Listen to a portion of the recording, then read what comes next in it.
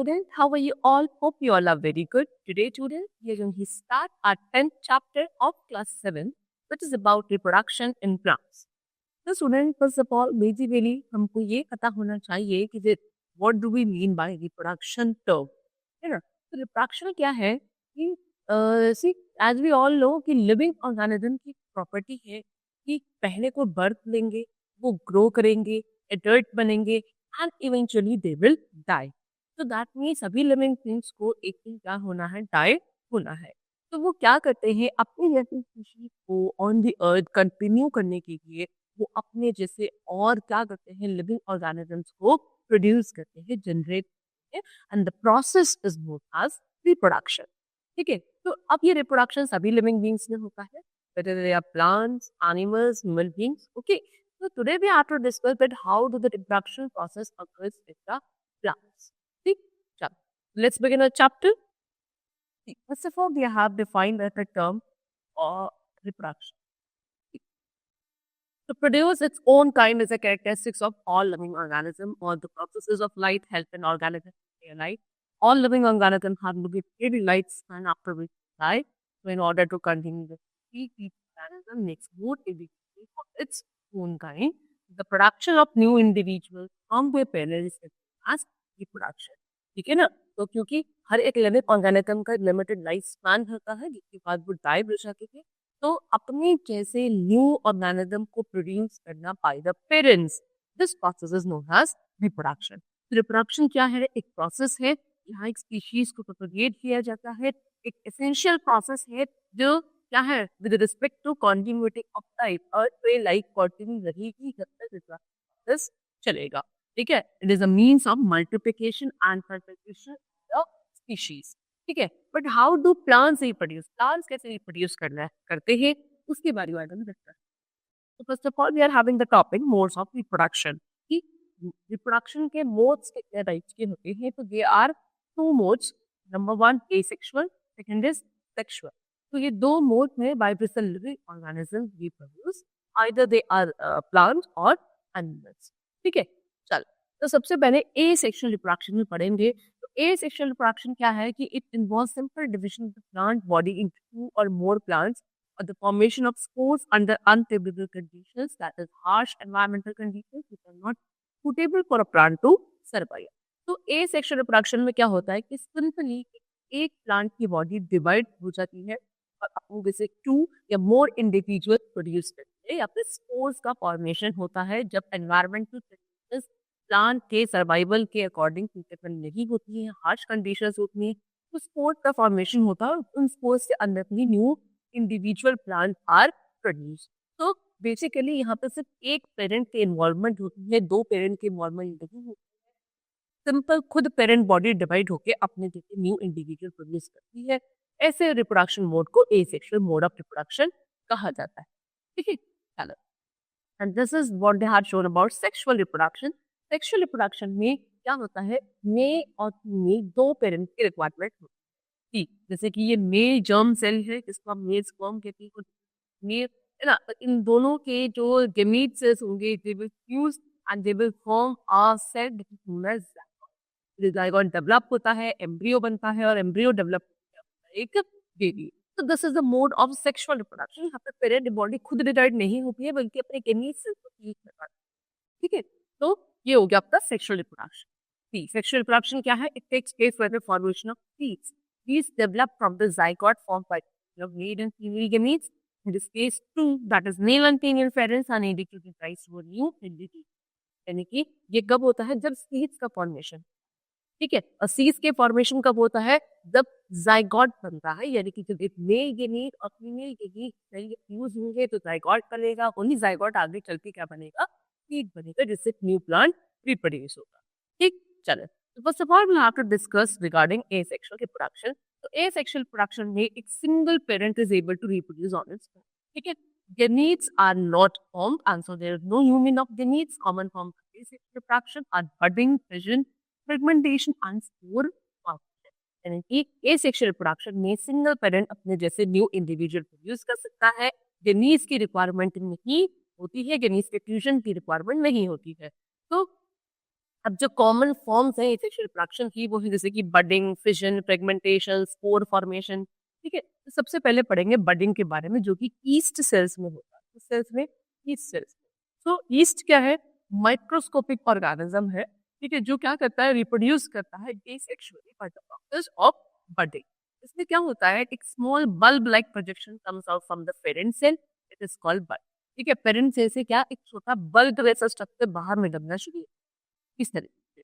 ये आपका ईस्ट था, पेरेंट ईस्ट सेल था, ठीक है। उसमें क्या हुआ? ये साइक आप देखो एक किसी की बॉडी आगे की तरफ स्ट्रेच होने लगी, बॉडी के पार्ट देखोगे फॉर्मेशन ऑफ बडिंग हो रहा है, ठीक है, बड बनना शुरू होता है, ठीक। फिर ये बड क्या होगा? ग्रेजुअली यानी कि धीरे धीरे ग्रो करेगा, और जब ये पूरी तरीके से ग्रो कर जाएगा तो ये पहले सेपरेट हो जाएगा और एक न्यू ईस्ट सेल बनता है।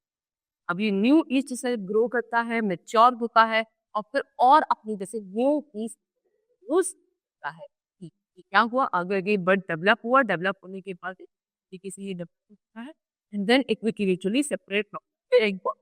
और देखो कि बहुत सारी ईस्ट सेल की चेन बनती है yeast cell. This is how the budding process occurs in the yeast cell, ठीक है। So if this process continues for some time, a large number of T cells are produced in a short time, let us perform an activity yeast। ठीक है, तो क्या कह रहे हैं कि अगर ये प्रोसेस कुछ टाइम तक कंटिन्यू चलता रहा तो बहुत सारे ईस्ट सेल क्या एक शॉर्ट पीरियड ऑफ टाइम में ही प्रोड्यूस हो जाएंगे from single parent cell of yeast. ठीक, चलो now next is binary fission. Binary fission क्या है? ये क्या है? ये एक मेथड है एसेक्सुअल मोड ऑफ रिप्रोडक्शन का, जहाँ पे एक सेल प्रोड्यूस करता है दो सेपरेट सेल। ठीक है, तो बाइनरी फिशन एक फॉर्म ऑफ एसेक्सुअल रिप्रोडक्शन है जहाँ पे सेल डिवीजन होता है बाय ऑल प्रोकैरियोट्स। ओके, तो दैट इज बैक्टीरिया। कौन होते हैं प्रोकैरियोट्स? आपके में एग्जांपल्स आपको गिवन है, जैसे कि बैक्टीरिया, अमीबा आपने सुना होगा, कुछ ऑर्गन सेल्स भी होते हैं जो यूकेरियोटिक ऑर्गेनिज्म होते हैं, ठीक है, इनके पास, जैसे कि माइटोकॉन्ड्रिया। ठीक, तो मतलब अमीबा क्या है? अमीबा एक तरीके से प्रोकैरियोटिक सेल है। प्रोकैरियोटिक सेल्स में दिलचस्प होते हैं as compare to eukaryotic cell, लेकिन इनके पास कुछ यूकेरियोटिक ऑर्गेनिज्म भी होते, सॉरी बॉडी पार्ट्स भी होते। जैसे कि अगर हम बात करें अमीबा की, वैसे ये प्रोकैरियोटिक है, लेकिन इसके पास यूकेरियोटिक बॉडी पार्ट्स भी है, such as mitochondria and all. ठीक, अब इसके अंदर होता है but sorry binary fission. Binary fission means what? जब अमीबा अपनी पेरेंट बॉडी क्या करता है? डिवाइड करके दो या दो से ज्यादा डॉटर सेल्स प्रोड्यूस करता है, तो उसको क्या बोलते हो? अब बाइनरी फिशन बोलते हो। The consequence of this asexual mode of reproduction is that all the cells are genetically identical, that is, they have the same genetic material. इस asexual mode of reproduction का इनके बाइनरी फिशन का consequence ये है कि जो genetic material parent body के अंदर था, सेम जेनेटिक मटेरियल जो आगे न्यू डॉटर सेल्स प्रोड्यूस होंगी, उनमें भी सेम क्या होंगे? जेनेटिक मटेरियल होगा। See they have shown us the binary fission amoeba.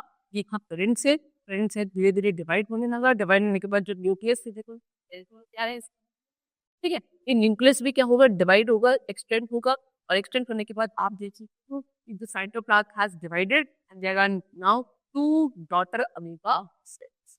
This is how the binary fission occurs in amoeba. Next we are having fragmentation. Fragmentation commonly होता है green LED में, ठीक है। एलईडी में क्या होता है कि जो फिलामेंट होता है जस्ट ब्रेक्स इनटू टू और more fragments by the force of wave with, ठीक है। एलईडी में जो इनका फिलामेंट पार्ट होता है वो दो पीसेस में ब्रेक हो जाता है, टूट जाता है, ठीक है। उनको आप फ्रेगमेंट्स से कह सकते हो, दो या दो से ज्यादा भी हो सकते हैं, ठीक है, पार्ट्स बोलो, फ्रेगमेंट्स बोलो। अब किस वजह से होता है? जब वेव, विंड या रेन का बहुत ज्यादा फोर्स इनकी बॉडी पर अगर होता है तब। Each of these fragments grow up to form a new filament. This process is pyrogyra, that is spawns come growing in a stagnant water.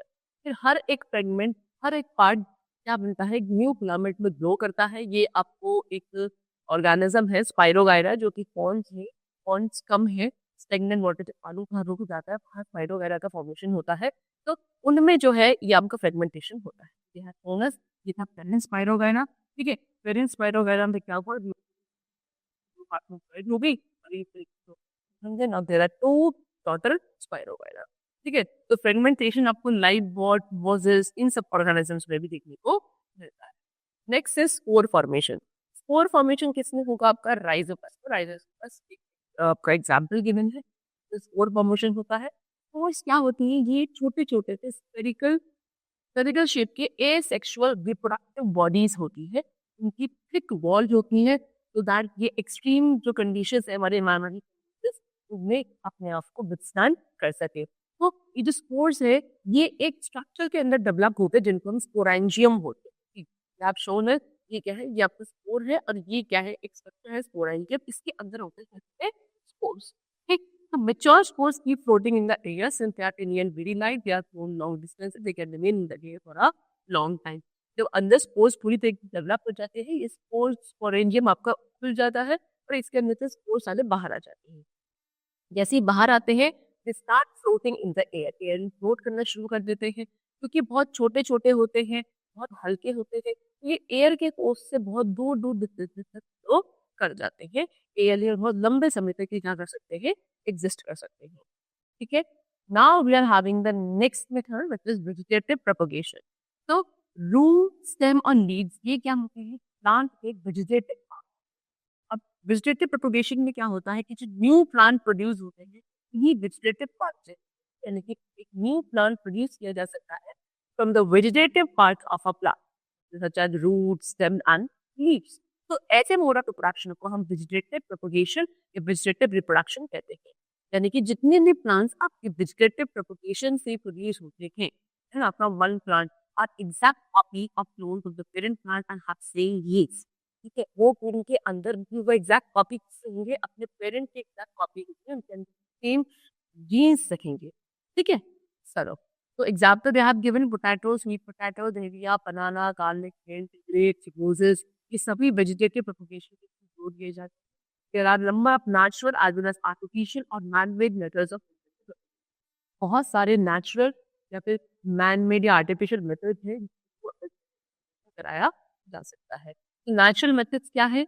Natural methods are possible by different parts of plant. जैसे roots के higher roots, तो roots में क्या होता है कि new plants इससे swollen यानी कि जो ऐसे फूल जाती है, मॉडिफाइड रूट्स पे ही न्यू प्लांट्स ग्रो करते हैं जिनको ट्यूबर्स कहते हैं। Buds develop at the base of the stem and grow into a new plant. क्या होता है, स्टेम जो होते हैं प्लांट के स्टेम के बेस पे बड्स बनने शुरू हो जाते हैं और वहीं से एक न्यू प्लांट ग्रो करता है। एग्जाम्पल में आपको दहलिया फ्लावर होता है उसका गिवन है।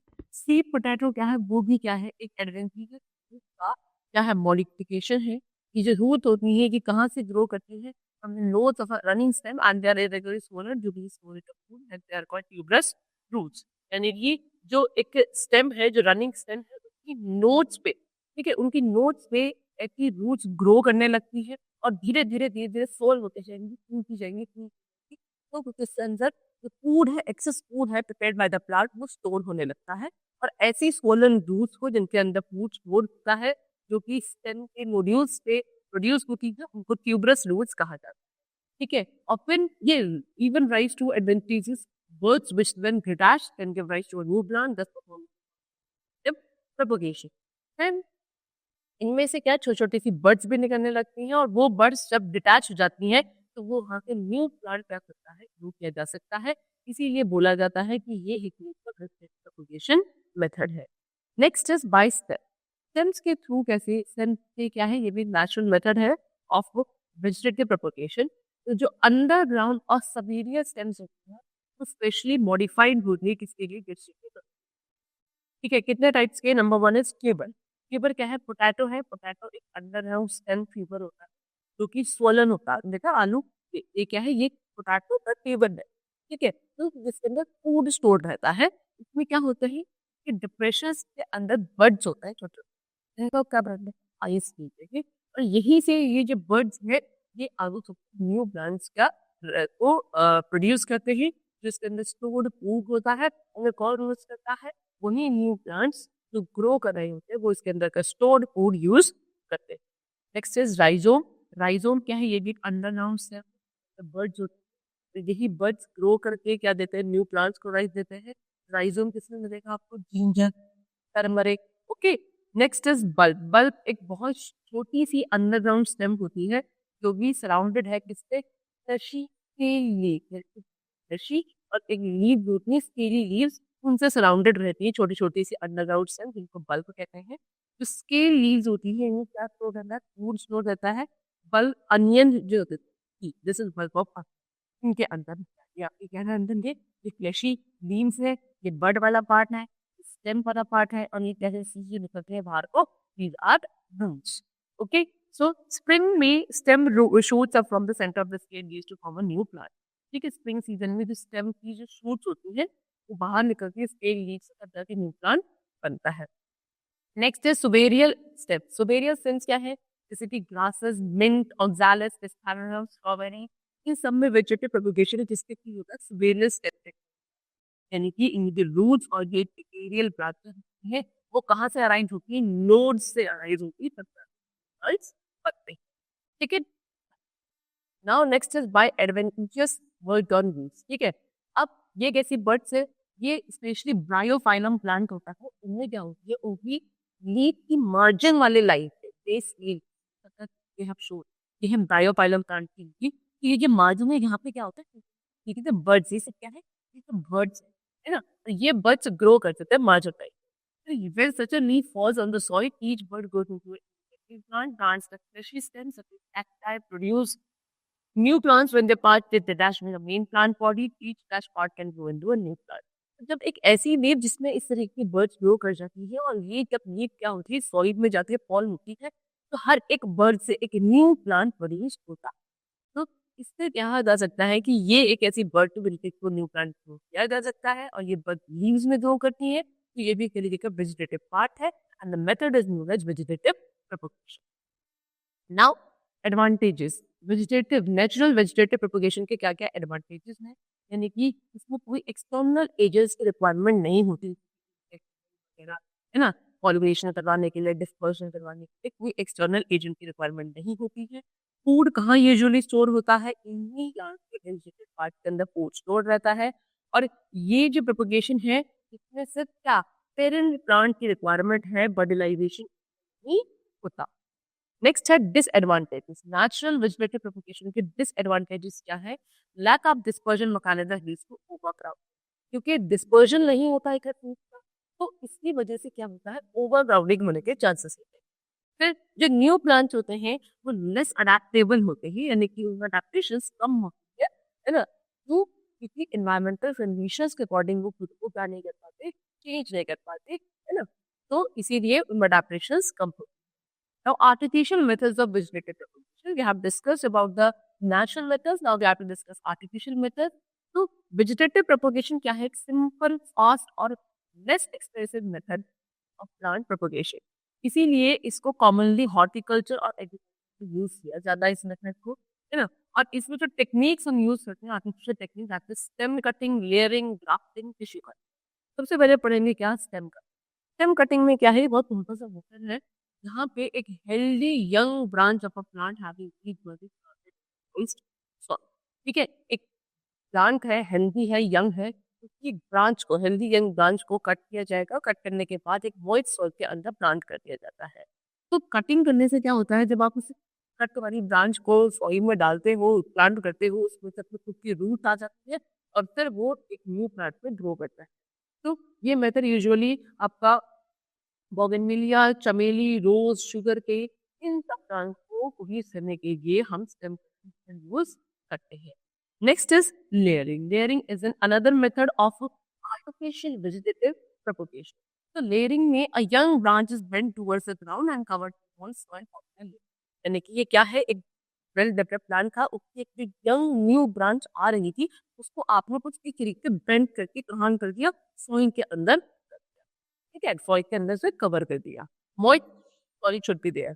ठीक, फिर कुछ टाइम बाद क्या होगा कि roots develop from the covered part, the branch is then cut from the parent plant and allowed to grow into a new plant. This method is commonly used by gardeners develop plants.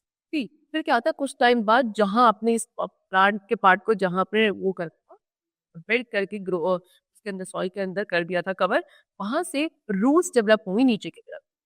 ठीक है, root क्या हो रही है, develop होने लगे हैं. और फिर क्या होगा, यही से इस ब्रांच को कट करते ही ये प्लांट आगे जाके ग्रो करेगा और इस तरीके से न्यू प्लांट आपके ग्रो हो जाए. ठीक है, यूजुअली आपके जैस्मीन, वाइन, बोगनविलिया, इन सब प्लांट को क्या ग्रो करने के लिए यूज किया जाता है. Next we are having grafting. Grafting भी क्या है, एक कॉमन सा मेथड है आर्टिफिशियल वेजिटेटिव प्रोपगेशन का, जो कि हॉर्टिकल्चर में हम यूज करते हैं। ठीक है, हॉर्टिकल्चर में इस तरीके के न्यू वेराइटीज के ऑर्नामेंटल प्लांट्स, फ्रूट ट्रीज वगैरह हम लोग, ठीक है। अब इस मेथड में एक्चुअल में क्या किया जाता है, एक बड और cutting buds of one plant called scion is kept over the third stem of a rooted plant called the stalk. The scion and stalk are then firmly tied. यानी कि इसमें क्या, किसी एक प्लांट की मतलब कटिंग ली जाती है या बड ली जाती है, ठीक है, उसको क्या बोलोगे आप, स्टियॉन बोलते हो, और उसको किसके साथ, एक रूटेड प्लांट की कट स्टेम के साथ रख दिया जाता है, जिसको स्टॉक कहते हैं। तो स्टियॉन और स्टॉक को क्या कर दिया जाता है, एक साथ टाई कर दिया जाता है। फिर care is to be taken, the stock has an extensive root system under the soil. हमें फिर उनकी क्या केयर करनी होती है, तो दैट जो स्टॉक है उसका क्या हो जाए, सॉइल के अंदर एक रूट सिस्टम नेटवर्क डेवलप होने लगे। सी कुछ इस तरीके से क्या है, ये आपकी टर्न हुई है जो कि स्टॉक है, और ये आपका सिक्योर है, इनको हमने फिर टाई कर दिया एक साथ ही, और फिर उसके बाद प्रॉपर्ली रैप कर दिया है, पैक्स कर दिया है। तो यहीं से कुछ टाइम बाद क्या होंगे, एक दूसरे के साथ ज्वाइन हो जाएंगे और एक न्यू ब्रांड डेवलप हो जाएगा। कुछ टाइम बाद क्या होगा कि जो स्टॉक और सिक्योर की टिश्यूज है वो आपस में ज्वाइन हो जाएंगे एक प्लांट बनाने के लिए। Stock supply the essential nutrients, जो स्टॉक वाला पार्ट है नीचे क्या करेगा, एसेंशियल न्यूट्रिएंट्स और के अंदर एब्जॉर्ब करके ऊपर वाले पार्ट को प्रोवाइड करेगा। ठीक है, तो इसको हम गुआवा, मैंगो, लेमन, ऑरेंज ऐसे प्लांट्स की न्यू वैरायटी को ग्राफ्टिंग मेथड यूज किया जाता है। Now next is advantages of artificial vegetative propagation. क्या क्या एडवांटेजेस ने, कि plants mature earlier than those plants that reach that seed, then propagation is used to reach plant that don't have seed. तो इस method के वो जो plant जो जल्दी मैच्योर हो जाते हैं एज कंपेयर टू वो plant which are grown through seeds. ठीक है, फिर ये मेथड क्या करता है, ऐसे प्लांट को भी ग्रो करने में हेल्पफुल होता है जिनकी सीड नहीं होती है। नेक्स्ट, ये मेथड आप यूज कर सकते हो डिजीज फ्री प्लांट्स को प्रोड्यूस करने के लिए, और प्लस इनमें जो प्लांट्स प्रोपोगेट किए जाते हैं they are indefinite without variation. सारे large number of trees can be produce and without variation, यानी कि कोई चेंजेस नहीं होते, पेरेंट प्लांट्स में से बिल्कुल सिमिलर होते हैं। Now what are the disadvantages of artificial vegetation. तो डिसएडवांटेज क्या है, कि प्लांट्स में कोई भी जेनेटिक वेरिएशन नहीं आता है। As many plants are produced, it may result in overcrowding and lack of nutrients। कि बहुत सारे नंबर ऑफ प्लांट प्रोड्यूस होते हैं, मैंने आपको भी बताया था, तो इसमें क्या होता है, ओवरक्राउडिंग हो जाती है और न्यूट्रिएंट्स की क्या कमी हो जाती है दूसरे प्लांट्स के। ठीक है, और सिर्फ क्या फ्यू इंडिविजुअल प्लांट्स प्रोड्यूस हो पाते हैं फ्रॉम द पेरेंट प्लांट। काफी सारे तो ऐसे होते हैं जिनको न्यूट्रिएंट्स की डेफिशिएंसी की वजह से वो प्रॉपर्ली ग्रो नहीं कर पाते, ओवरक्राउडिंग हो जाती है। Now the next is tissue culture, which is micropropagation. So tissue culture method क्या है, in which a small piece of tissue called explant is cut off from the growing clip of the plant. The cells of the tissues are separated and kept in a neutral medium. The cells of the tissue divide rapidly and form an organized cell mass called callus. The callus is transferred into another nutrient medium containing plant hormones. The cells of callus in this nutrient medium divide and differentiate into root and shoot and form plantlets. Asparagus, Istharium, orchids and many other plants are now grown by this method. तो tissue culture method में क्या किया जाता है, कि एक छोटा सा पीस टिश्यू का, जिसको आप एक्स कहते हैं, वो है ना, एक्स प्लांट का कट किया जाता है, कहाँ से, क्योंकि ग्रोइंग टिप होगी वहां से। फिर उस टिश्यू के जो सेल्स होते हैं उनको सेपरेट करने के बाद क्या एक न्यूट्रल मीडियम के अंदर रखा जाता है। फिर उसके बाद क्या होता है कि उस टिश्यू के जो सेल्स है वो डिवाइड होता है बहुत जल्दी जल्दी, और एक ऑर्गेनाइज सेल मास बनाने से, जिसको कैलस कहता है। कैलस को फिर हम क्या दूसरे न्यूट्रिएंट मीडियम में ट्रांसफर कर देते हैं, जिसमें प्लांट हार्मोन्स प्रेजेंट होते हैं। ये कैलस की जो सेल्स हैं वो इस न्यूट्रिएंट पर रह के क्या करते हैं, डिवाइड होते हैं, और उनका प्रॉपर एक रूट शूट सिस्टम बन जाता है, जिसको फिर प्लांटलेट कहा जाता है। ठीक है, तो यही के तरीके न्यूट्रिएंट आपका डेवलप हो चुका है। बहुत सारे ऐसे प्लांट जैसे कि एस्पेरेगस, क्रिस्थैनुलम, ऑर्किड्स, बहुत सारे प्लांट जो टिश्यू कल्चर में किए जाते हैं। Now advantages of vegetative propagation. What are the advantages इसके वेजिटेटिव प्रोपगेशन, यानी कि क्या है, काफी रैपिड यानी जल्दी होने वाला, इजी और चीप मेथड है प्लांट का प्रोपगेट करने के लिए। क्यों, क्योंकि ये प्लांट्स क्या करते हैं, वो इस मेथड से प्लांट को प्रॉपरली ग्रो होने में कम टाइम कंज्यूम करते हैं। ठीक है, इनमें जो प्लांट है फ्रूट है बहुत जल्दी आ जाते हैं।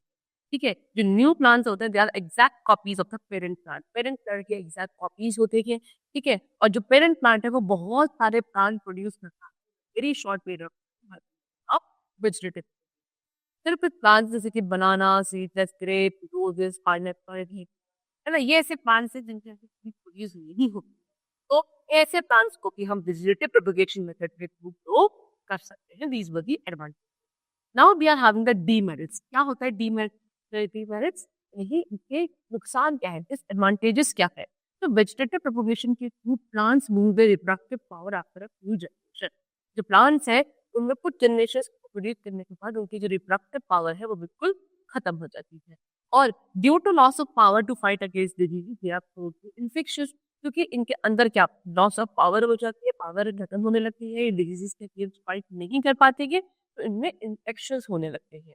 ठीक है, प्लांट्स ओवर क्राउडेड हो जाते हैं एक ही जगह पे और फिर इनको न्यूट्रिएंट्स की डेफिशिएंसी को फेस करना पड़ता है। These were the demerits of vegetative propagation. Now we come to the next method which is sexual reproduction. अब प्लांट्स में सेक्सुअल रिप्रोडक्शन कैसे होता है वो पढ़ेंगे। तो वो प्रोसेस ऑफ रिप्रोडक्शन जहाँ पे न्यू प्लांट्स को ऑब्टेन किया जाता है फ्रॉम द सीड्स, सीड के थ्रू जहाँ प्रोड्यूस होंगे उसको सेक्सुअल रिप्रोडक्शन कहेंगे। सेक्सुअल मेथड ऑफ रिप्रोडक्शन में न्यू इंडिविजुअल्स को प्रोड्यूस किया जाता है इसके थ्रू फ्यूजन के थ्रू। कैसे फ्यूजन? मेल और फीमेल गेनीज दोनों एक ये होता है, इनको फ्यूज करके न्यू प्लांट प्रोड्यूस होते हैं।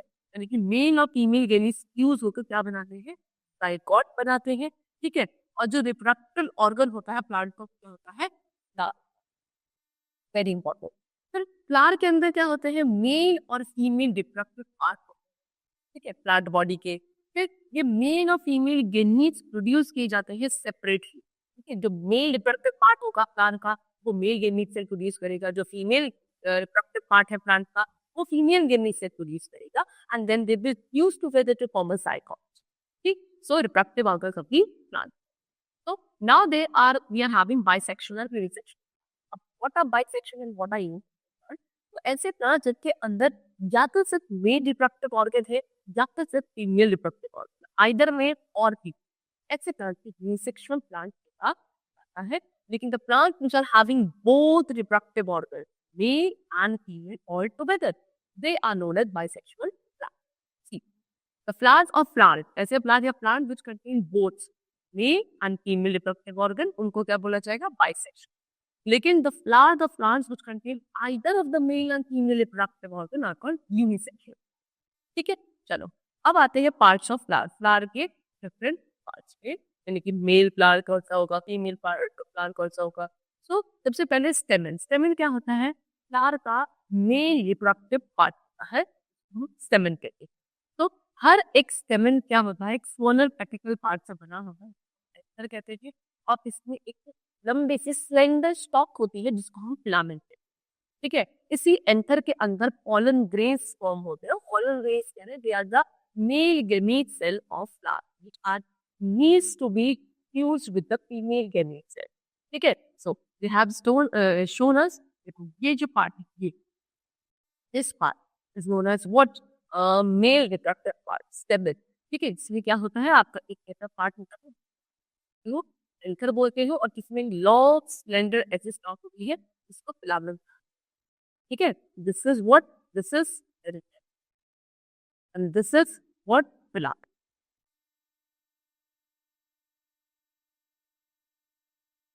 इस एंथर के अंदर ही क्या होते हैं? Pollen grains. ठीक है, now next is piston. Piston क्या है? Female reproductive part of flower, flower का फीमेल रिप्रोडक्टिव पार्ट। तो पिस्टन के अंदर स्टिग्मा, स्पाइक और ओवरी, ये तीन पार्ट होकर क्या रिप्रोडक्टिव पार्ट रहते हैं।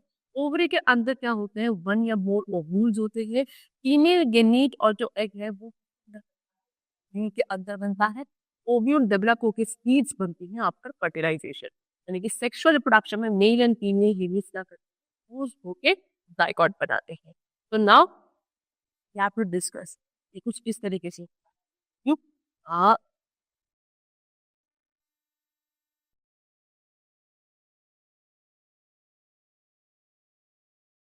this is what this is your female, sorry, stigma,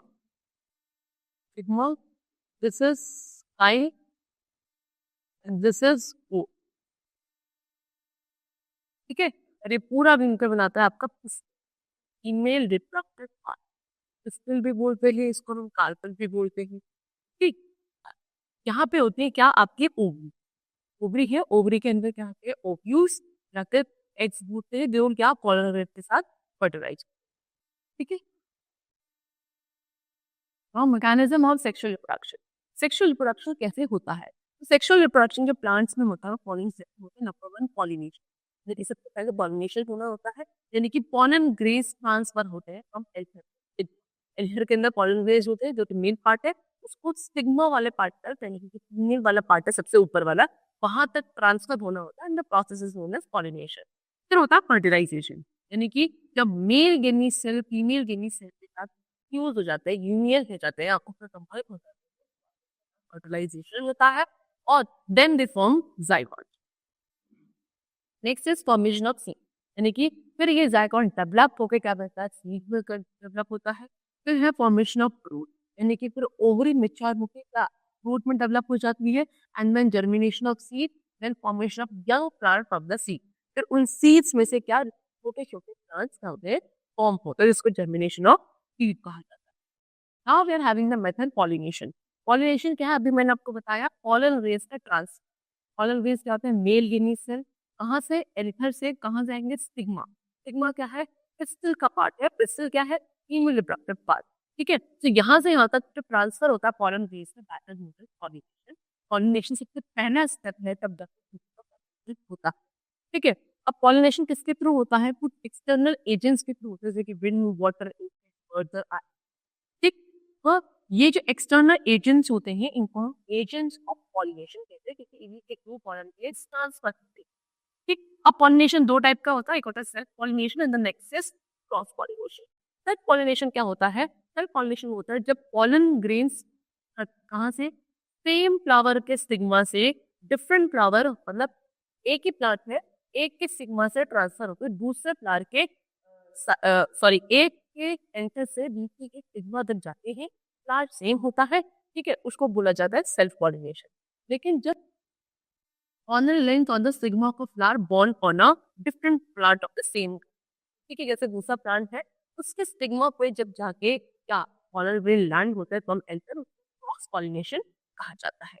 now agents of pollination, pollination के डिफरेंट एजेंट्स क्या है, तो कुछ कॉमन एजेंट्स आपको गिवन है, क्या क्या, विंड, वाटर एंड इंसेक्ट्स के थ्रू पॉलिनेशन कैसे होता है, जैसे honey bee, wasp, mall, butterfly, ये आपको पता है आप नेक्टर कलेक्ट करने के लिए।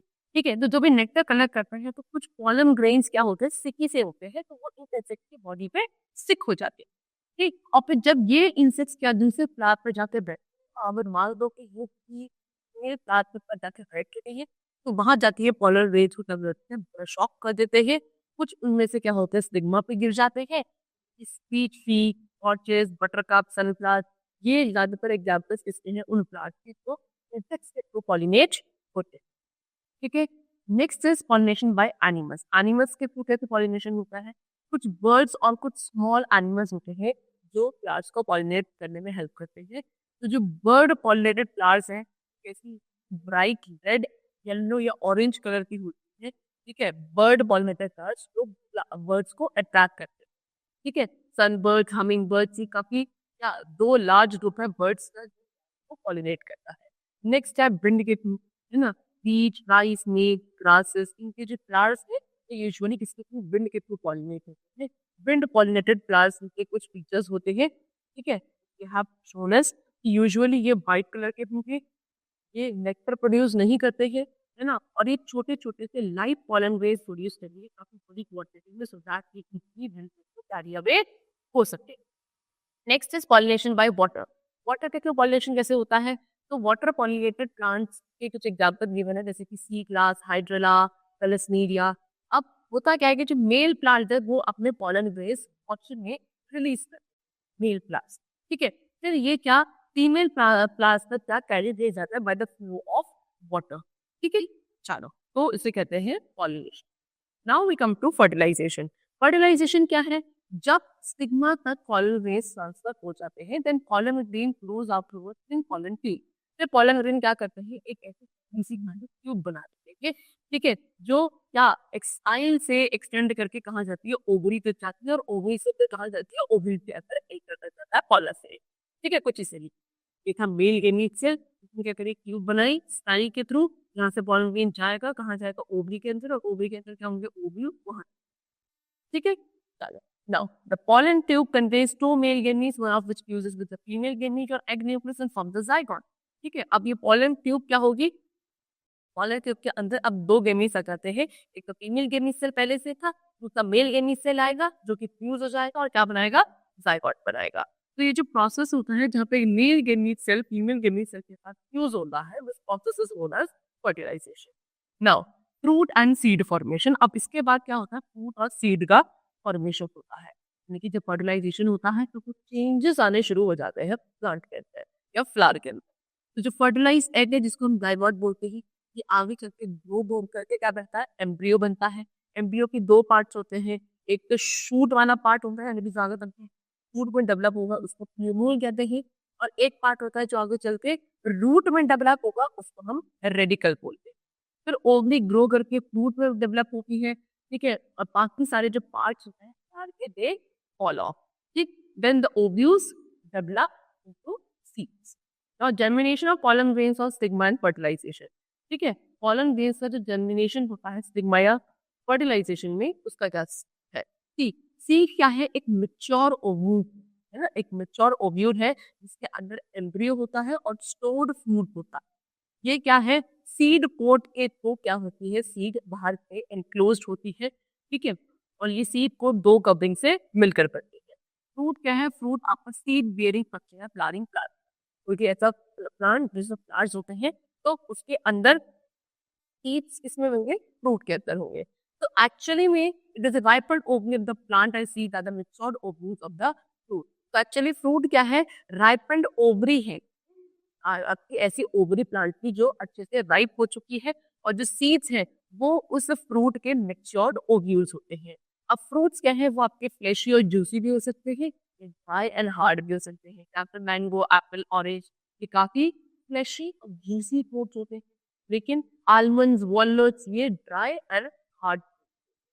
Now fruits and seed dispersion, fruits और सीड डिस्पर्शन के बारे में पढ़ेंगे।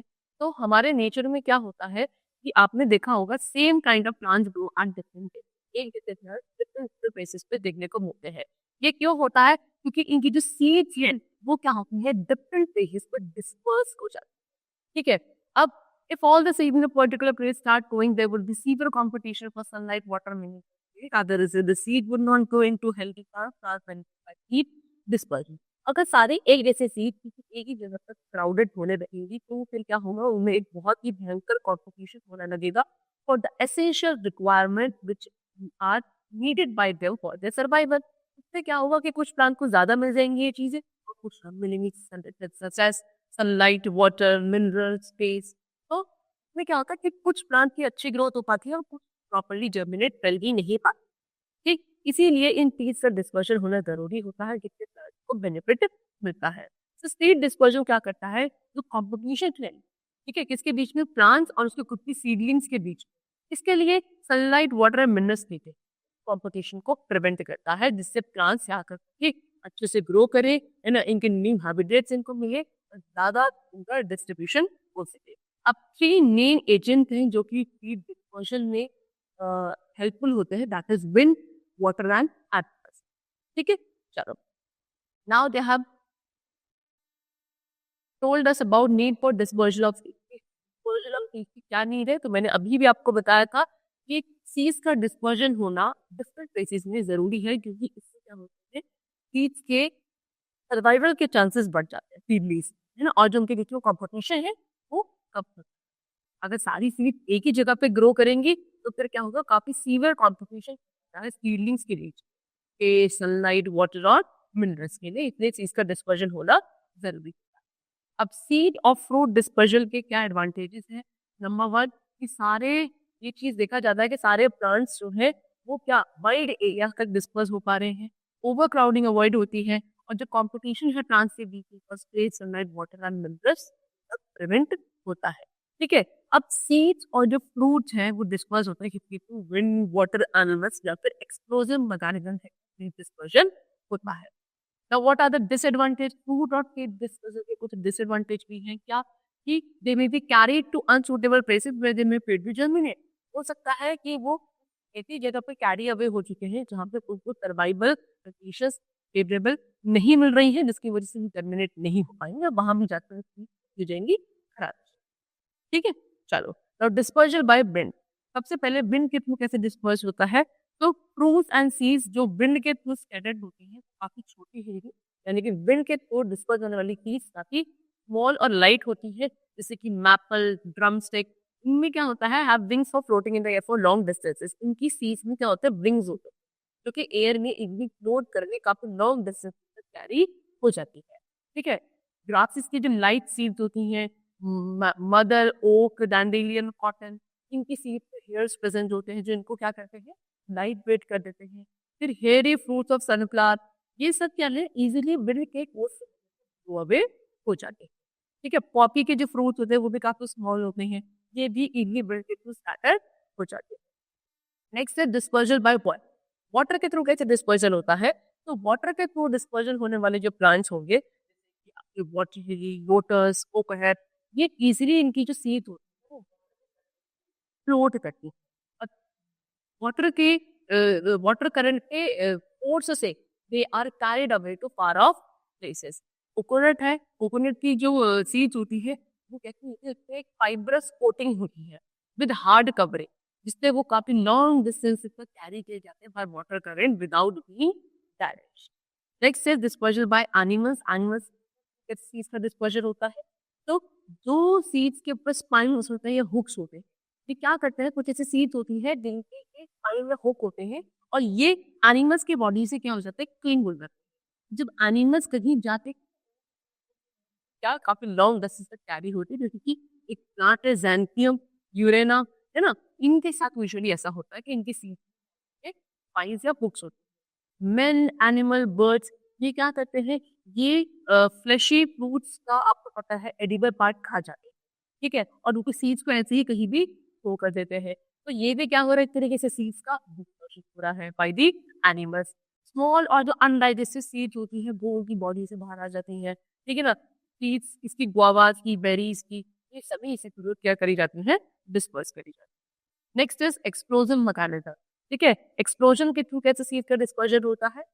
आल्सम की, जेरेनियम, कैस्टर, इनकी जो सीड्स होती हैं जब ये पूरी तरीके से सीड या फ्रूट पूरी तरीके से मैच्योर हो जाते हैं, ये बस्ट होने के साथ क्या होता है, क्या इनकी जितनी भी अंदर सीड्स थी वो सारे पेरेंट प्लांट तक दूर जाके स्कैटर कर देते हैं। ठीक है, इसे कहते हैं explosion method. Now the last is germination of seed. जब डिस्पर्जन हो गया उसके बाद सीड्स को क्या होना होता है, जर्मिनेट होना होता है। जर्मिनेशन क्या है, प्रोसेस है जहाँ पे एक प्लांट ग्रो करता है फ्रॉम अ सीड। ठीक, तो स्कैटर्ड सीड होती है जब उनको फेवरेबल कंडीशंस मिलती है, proper amount of moisture, air, temperature, soil, तब वो काम करते लगते हैं कि जर्मिनेट होना स्टार्ट। इन कंडीशंस के साथ क्या सीड्स जर्मिनेट होके बेबी प्लांट बनता है ना। और उन बेबी प्लांट में क्या होते हैं, जो अंदर सीड की वो क्या करते हैं, वो स्टोर करते हैं जब तक उनको खुद भी लीव्स डेवलप नहीं हो जाते। तो जर्मिनेशन को स्टार्ट होने के लिए सीड को पहले कुछ चेंजेस जरूरी होते हैं, जैसे कि पहले there is intake of water by the seeds, यानी कि सीड्स को प्रॉपर पानी क्या करना पड़ता है, इनटेक करना पड़ता है ना। वाटर एक्टिवेट्स एंजाइम की, जैसे पानी सीड के अंदर जाएगा तो सीड की एंजाइम है वो एक्टिवेट हो जाते हैं। फिर एंजाइम्स क्या करती हैं, convert the stored feed into soluble form, यानी कि सीड के अंदर जो फूड स्टोर है वो सॉल्युबल फॉर्म में कन्वर्ट हो जाएगा। Then the soluble food is used by radical and female fowl growth।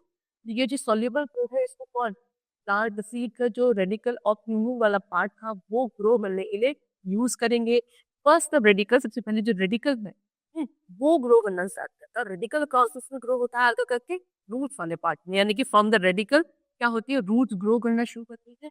और फ्यूम्यूल से क्या होता है, शूट्स, ऊपर वाला जो पार्ट है वो ग्रो करना शुरू करेगा। तो as leaves start appearing, plants start making its own food to food। फिर धीरे धीरे देखो आप, जैसे जब इसमें क्या होगी, हीट डेवलप होने लगेंगी, तो गीज जब डेवलप होने लगती है तो वो अपना खाना पे खुद तैयार कर photosynthesis। ठीक है. So this is how the reproduction process occurs in plants or the asexual and the sexual mode of reproduction.